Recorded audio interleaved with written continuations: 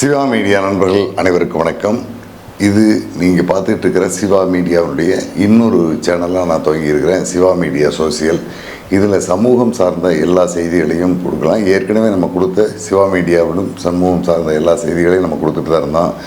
இருந்தாலும் சில காலப்போக்கில் ஏற்படக்கூடிய சூழல்கள், சிக்கல்கள், பிரச்சனைகளுக்கு எதிர்கொள்ளக்கூடிய வகையில் இந்த டைட்டிலில், அதாவது சிவா மீடியா சோசியல் அப்படிங்கிற இந்த டைட்டிலில் ஒரு புது யூடியூப் சேனல் ஆரம்பிச்சிருக்கேன்.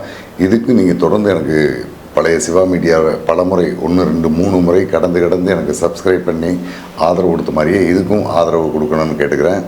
இதில் பெரிய அளவிலான ஒன்றும் சிக்கல் கிடையாது. ஏற்கனவே வீரப்பன் தொடர்பான அதிகப்படியான செய்திகள் நம்ம அதில் இருக்குது. அதையும் கடந்து சமூகம் சார்ந்த பல செய்திகளை இதில் நம்ம சொல்ல வேண்டியது இருக்குது. அது ஒரு வீரப்பனுக்கான பிராண்டட் மீடியா மாதிரியான சூழல் இருக்கிறனால இதை நம்ம தொடங்க வேண்டியதாக இருக்குது. அதனால் இதுக்கும் நீங்கள் தொடர்ந்து ஆதரவு கொடுக்கணும். நூல் விமர்சனங்கள், சுற்றுலா, காடுகள், மலைவாழ் மக்கள், பழங்குடிகள், இதோடு சேர்ந்த சமூகம் சார்ந்த பிரச்சனைகள் எல்லாத்தையும் சொல்ல இருக்கிறேன். குறிப்பாக இந்த சேனல் வழியாக தமிழ்நாடு விடுதலைப்படை அப்படிங்கிற ஒரு அமைப்பை நிர்வகித்து அதனுடைய தலைமை பொறுப்பில் இருந்த தமிழரசன் அவர்களை பற்றிய செய்திகள் அதிகமாக வரும். அவருடைய வாழ்நாளில் நடந்த நிகழ்வுகள் எல்லாமே ஏற்கனவே நான் பெரியவர் தோழர் தமிழரசன் அப்படிங்கிற ஒரு நூல் எழுதி 2024ஆம் ஆண்டு வெளியிட்டிருந்தேன். அந்த நூல் எழுதுறதுக்காக நான் எடுத்த முயற்சிகள், தமிழரசன் அவர்களோட அந்த காலத்தில் இடதுசாரி சித்தாந்தத்தோடு வாழ்ந்த இளைஞர்கள் எல்லாமே இப்படிப்பட்ட இருந்தாங்க, அவங்களுடைய அனுபவங்கள், இது எல்லாத்தையுமே அவங்களுடைய நேர்காணல்களாக இந்த சேனலில் வர இருக்குது. இதையும் நீங்கள் தொடர்ந்து பாருங்கள். இந்த யூடியூப் சேனலில் தொடர்ந்து அரசியல் நிகழ்வுகளும் காவல்துறை சார்ந்த குற்ற நிகழ்வுகளும் தொடர்ந்து செய்தியாக வந்துகிட்டு இருக்கோம். இந்த வீடியோவில் நம்ம எதை பற்றி பார்க்க போகிறோம்னா, தமிழ்நாட்டினுடைய முதலமைச்சராக பொறுப்பேற்ற விஜய் அவர்கள் கிட்டத்தட்ட 1 மாதத்தை நெருங்கிட்டு இருக்காரு. இந்த 1 மாதத்தில் அவர் ஏற்கனவே சொன்ன, பொதுமக்களுக்கு செய்வதாக சொன்ன திட்டங்கள் எல்லாமே எந்த அளவுக்கு செஞ்சுருக்காருன்னு பார்த்தீங்கன்னா எல்லாமே கேள்விக்குறி தான். எந்த திட்டமும் முழுமையடையாத ஒரு திட்டமாக தான், வெறும் பெயரளவிலான அறிவிப்புகளை பூசி மெழுகிற மாதிரியான ஒரு சூழலில் தான் அவருடைய ஆட்சி நிர்வாகம் போயிட்டுருக்குது. சரி, நிதி நிலைமையை காரணம் காட்டி தமிழ்நாட்டில் மட்டும்தான் இப்படி போயிட்டுருக்குது. இவருடைய டெல்லி பயணம் தேசிய அளவிலான பல பிரச்சனைகளுக்கு தீர்வு காண்றதாக இருக்குமா அப்படின்னா அதுவும் தெரியல. குறிப்பாக விஜய் தலைமையிலான தாவேகா அரசு ஆட்சிக்கு வந்ததுக்கு பிறகு சட்டம் ஒழுங்கு முந்தைய ஆட்சியை காட்டிலும் மோசமான நிலையில் இருந்துகிட்டு இருக்குது. இதற்கு இவரை மட்டும் நம்ம காரணம் சொல்ல முடியாது. தாவேகாவுடைய புதிய அமைச்சரவை மற்றும் ஆளுங்கட்சியை மட்டும் நம்ம குற்றம் சொல்ல முடியாது. ஏற்கனவே காவல்துறை அப்படிங்கிற ஒரு துறையை இல்லாத அளவுக்கு திமுக அரசு அதை செயலிழக்க வச்சுட்டு போயிட்டாங்க. அதை மீண்டும் மறுசீரமைக்கிறதுங்கிறது கொஞ்சம் சிரமம்தான். ஆனால் மற்ற துறைகளை விடவும் காவல்துறையை எளிமையாக சீரமைச்சிடலாம். ஏன்னா அதனுடைய தலைமை பொறுப்புக்கு ஒரு அதிகாரியை போட்டு அவங்ககிட்ட வேலையை வாங்கினா போதும். ஆனால் இந்த அரசு பொறுப்புக்கு வந்த பிறகு அப்படி எதுவும் நடக்கிறதா தெரியல. பழைய நிலை தான், அந்த நீட்டிப்படுத்த நிலையில் தான் காவல்துறை இருந்துகிட்டு இருக்குது. ஒரு சின்ன மாற்றம், ஏன்னா நகரத்தினுடைய பல இடங்களில் போக்குவரத்து போலீஸாரையே கடந்த ஆட்சி காலத்தில் பார்க்க முடியாது. அப்படியே பார்த்தாலும் எங்கேயாவது ஒரு இடத்துல ஒரு நிழல் சார்ந்து இருக்கிற இடத்துல, ஒரு கடைக்கு முன்னாலேயோ அல்லது நிழற்குடைக்கு கீழேயோ மரத்து நிலையிலையோ உட்காந்து மொபைல் நோண்டிகிட்டு தான் இருப்பாங்க. ஆனால் இப்போ அந்த போலீஸார் சில மணி நேரங்கள், காலையில் ஒரு 9லேருந்து 10 வரைக்கும், சாயங்காலம் ஒரு 5லேருந்து 6, 6:30 வரைக்கும் ரோட்டில் வந்து நின்றுட்டுருக்காங்க. அதுவும் பெருசாக ஒன்றும் வேலை செய்யல, நின்றுட்டுருக்காங்க, அவ்வளோதான். இந்த அளவோடு தான் காவல்துறையில் மாற்றம் நடந்திருக்கோ தவிர மற்றபடி எந்த மாற்றமும் நடக்கவில்லை. எல்லா குற்றங்களும் முன்பு இருந்ததை விடவும் அதிகமாக தான் நடந்துகிட்ருக்குது. இதுவே மக்களுக்கு ஒரு பெரும் அதிருப்தியை தான் ஏற்படுத்தியிருக்குது. அதுக்கு அடுத்ததாக அவர் அறிவிக்கப்பட்ட இலவச பேருந்து பயணம் அப்படிங்கிறது இப்போ சாத்தியம் இல்லைன்ட்டார். அதே மாதிரி பெண்களுக்கான ஊக்கத்தொகை மாதம் 2500, அதுவும் இப்போ சாத்தியம் இல்லைன்ட்டார். மின்சார கட்டணத்துக்கு மட்டும் சில புள்ளிகளை வச்சு ஒரு கேள்விக்குறியோடு முடிச்சிருக்காரு. அடுத்தபடியாக பயிர்க்கடன் தள்ளுபடி அப்படின்னு சொல்லியிருந்தார். அந்த பயிர்க்கடன் தள்ளுபடியை அரசு உத்தரவாக அறிவிப்பாக வெளியிட்டிருந்தாலும் அதனால் யாருக்கும் முழுமையான பயன் அப்படின்னா இல்லைங்கிற அளவில் தான் கொண்டு போயிருக்காங்க. கிட்டத்தட்ட ஒரு 10 விழுக்காட்டுக்கும் குறைவான விவசாயிகள் தான் பயிர்க்கடனை முழுமையாக அனுபவிக்கத்தக்க வகையில் இருக்குது. 90% பேருக்கு 5000, 10,000 மாதிரியான தள்ளுபடி தான் கிடைச்சிருக்க தவிர முழுமையாக கிடைக்கல. நேற்றிலிருந்து கூட்டுறவுத்துறை அதிகாரிகள் இதை பற்றி கணக்கெடுக்க ஆரம்பித்தாங்க.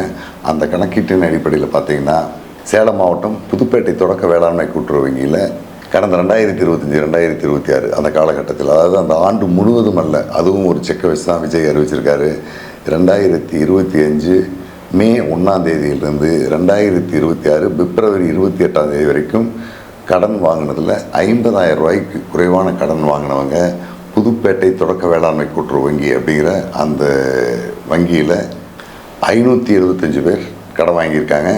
இதில் 112 பேர் மட்டும்தான் 50,000 ரூபாய்க்கும் கீழான தொகை கடன் வாங்கினவங்க அவங்களுக்கு மட்டும்தான் முழுமையாக தள்ளுபடியாகும், மீதி ஆட்களுக்கு தள்ளுபடியாகாது. அதே மாதிரி வளையமாதேவி தொடக்க வேளாண்மை கூட்டுறவங்களே 203 பேர் கடன் வாங்கியிருக்காங்க. அதில் 14 பேர் மட்டும்தான் 50,000 ரூபாய்க்கும் கீழே கடன் வாங்கினவங்க.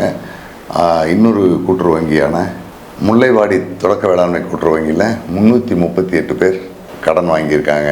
அதில் 50,000 ரூபாய்க்கும் குறைவாக கடன் வாங்கினவங்க, கடன் பெற்றவங்க யாருன்னு பார்த்தீங்கன்னா மொத்தம் 8 பேர் தான் இருக்காங்க.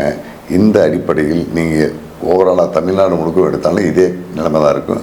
ஏன்னா இந்த அரசு சொல்லியிருக்கிற காலக்கெடு அப்படிங்கிறதே ரொம்ப சிக்கலுக்குள்ளானது. அதாவது ஒரு கூட்டுறவு வங்கி அல்லது தனியார் வங்கி எந்த மாதிரியான வங்கியாக இருந்தாலும் அந்த வங்கியில் கடன் கொடுக்கின்ற காலம் அப்படிங்கிறது பார்த்திங்கன்னா மார்ச் மாதம் 31ஆம் தேதி வரை. அதாவது மார்ச் மாதத்தில் அதிகப்படியான கடன், ஏற்கனவே நிலுவையில் இருக்கக்கூடிய கடன் எல்லாத்தையுமே கொடுப்பாங்க. அப்படிப்பட்ட அந்த காலகட்டத்தை இவங்க கணக்கில் எடுக்கல. ஏன்னா பிப்ரவரி 28ஆம் தேதிக்கு பிறகு கொடுத்ததை கணக்கில் கொண்டு வர முடியாட்டாங்க.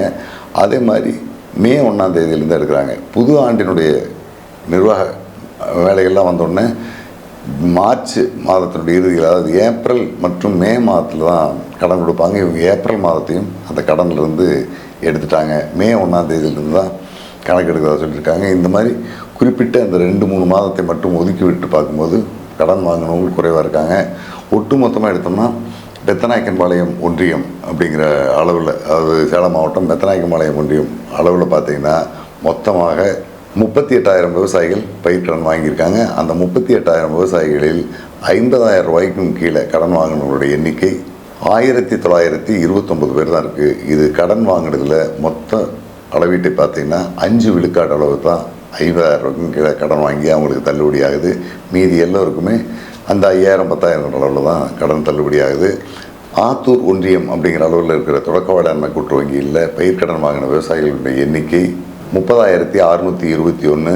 இதில் 50,000 ரூபாய்க்கும் கீழே கடன் வாங்கினவங்களுடைய எண்ணிக்கை 4,425. இது கிட்டத்தட்ட ஒரு 14 விழுக்காடு அளவுக்கு வாங்கியிருக்காங்க.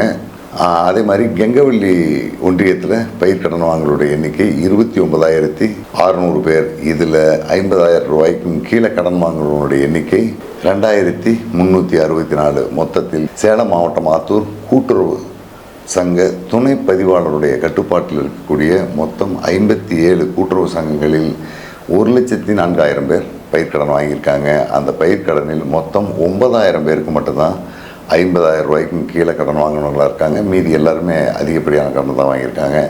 இப்படி விஜய் அறிவிக்கின்ற திட்டங்களில் பெரும்பான்மை மக்களுக்கு போய் சேராமல் ரொம்ப குறைவாக, ஒரு 10 விழுக்காடுக்கும் குறைவாக இருக்கிற மக்கள் மட்டுமே அதை பயன்படுத்தத்தக்க அளவிலான திட்டங்களாகத்தான், இது ஒரு ஏமாற்று திட்டமாக தான் கொண்டு போயிட்டுருக்காரு. இது ஆட்சிக்கு ஒரு பெரிய அவப்பெயரை ஏற்படுத்திக்கிட்டு இருக்குது, தொடர்ந்தும் ஏற்படுறதுக்கான வாய்ப்பு இருக்குது. சரி, இதுதான் இப்படி இருக்குது, இவருடைய அடுத்தடுத்த நிர்வாகங்களாவது சிறப்பாக இருக்கா அப்படின்னு பார்த்தா அதுவும் இல்லை. நேற்று முன்தினம் டெல்லிக்கு புறப்பட்டு போனார். என்ன திட்டத்துக்காக போனார்னு இங்கே இருக்கிற யாருக்கும் தெரியல, என்ன முடிச்சு வந்தாருங்கிறதும் யாருக்கும் தெரியல. டெல்லி போனார், பிரதம அமைச்சரை சந்தித்தார், வெறும் 10 நிமிஷம் பேச்சு. அதுக்கு பிறகு நிதியமைச்சரை சந்தித்தார், உள்துறை அமைச்சரை சந்திப்பார். ஏன்னா இன்றைக்கி ஒரு மிக முக்கியமான பிரச்சனையாக மேகதாட்டில் அணை கட்டணுங்கிறதுல கர்நாடக அரசு தீவிரமாக இருக்குது. அதில் தீவிரமாக இருந்த முன்னாள் துணை முதலமைச்சராக இருந்த சிவகுமார் இப்போ முதலமைச்சராக பொறுப்பேற்காரு. கட்டாயமாக அவர் அந்த அடுத்த வேலையை செய்கிறதுக்கான சாத்தியம் அதிகமாக இருக்குது. ஏன்னா அங்கே இருக்கிற அரசியல் சூழலில் தன்னை நிலைநிறுத்திக்கிறதுக்கான போராட்டத்தில் அவர் இருந்துகிட்ருக்காரு. சித்தராமையா வெளியில் போனதுக்கு பிறகு மீண்டும் அவர் அந்த பொறுப்பில் உட்காந்து தொடர்ந்து காங்கிரஸ் ஆட்சியில் நிற்கணும் அப்படிங்கிற சூழலில் சிவகுமார் இருந்துகிட்ருக்காரு. அப்போ மேகதாது அணை விவகாரத்தை நிச்சயமாக கையில் எடுப்பார். அங்கே அணை கட்டுறதுக்கான எல்லா வேலைகளையும் அவர் செய்வார். அதை பற்றி ஏதாவது நம்ம முதலமைச்சர் பேசினாரா? நீர்ப்பாசனத்துறை அதிகாரிகளோடவோ அல்லது காவிரி ஆணையத்தினுடைய நிர்வாக அமைப்போடவோ பேசினார்னா அப்படியெல்லாம் எதுவுமே பேசலை. உள்துறை அமைச்சரை சந்திக்க முயற்சி பண்ணியிருக்காரு, அவரும் சந்திக்கலை. இவருடைய கூட்டணி கட்சியான காங்கிரஸ் கட்சியினுடைய தலைமையும் சந்தித்து யாரையும் பேச மாதிரி தெரியல. போனவர் 2 சந்திப்புகளை முடிச்சுட்டு திரும்ப வந்துட்டார். வழக்கம் போலவே அங்கேயும் பத்திரிகையாளர்களை சந்திக்கலை. பத்திரிகையாளர்களை சந்தித்து பேசுவதில் இவருக்கு என்ன பிரச்சனை இருக்குன்னு தெரியல. தமிழ்நாட்டிலும் இதுவரை யாரையும் சந்திச்சது கிடையாது. டெல்லிக்கு போனப்பவும் அங்கே யாரையும் சந்திக்காமே வந்திருக்காரு. மொத்தத்தில் இவருடைய டெல்லி பயணம் எதற்காக நடந்தது, என்ன நடந்தது, அந்த பயணம் வெற்றியா தோல்வியா அப்படிங்கிறதை பற்றி எந்த முடிவுமே இல்லை. இவர் டெல்லி போயிட்டு வந்ததுக்கான செலவு மட்டும் கிட்டத்தட்ட ஒரு 50 கோடி ரூபாய்க்கு மேலே ஆகுங்கிற அளவுக்கான ஒரு ஒப்பீட்டை பொருளாதார ஆய்வாளர்கள்லாம் கொடுத்துருக்காங்க. இப்படிப்பட்ட சூழல் தான் தமிழ்நாட்டினுடைய ஆட்சி. எதுக்கு என்ன ஏது அப்படிங்கிறது எதுவுமே தெரியாமல் எல்லாருக்கும் கிடைக்கிற மாதிரி கிடைக்கும், ஆனால் 5% பேருக்கு தான் கிடைக்கிற அளவுக்கான நிர்வாகத்தை இந்த அரசு கொண்டுட்டு போயிட்டுருக்கு. இதை பற்றி செய்தி வெளியிட்ட புதிய தலைமுறை சேனல் 45வது இடத்துலேருந்து இப்போ 66வது இடத்துக்கு, அதாவது ஒரு 21 இடங்கள் பின்தள்ளி கொண்டு போய் வச்சுருக்காங்க.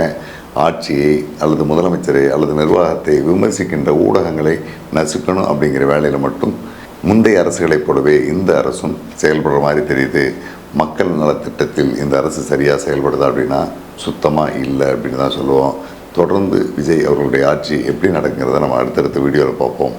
நன்றி நண்பர்களே, வணக்கம்.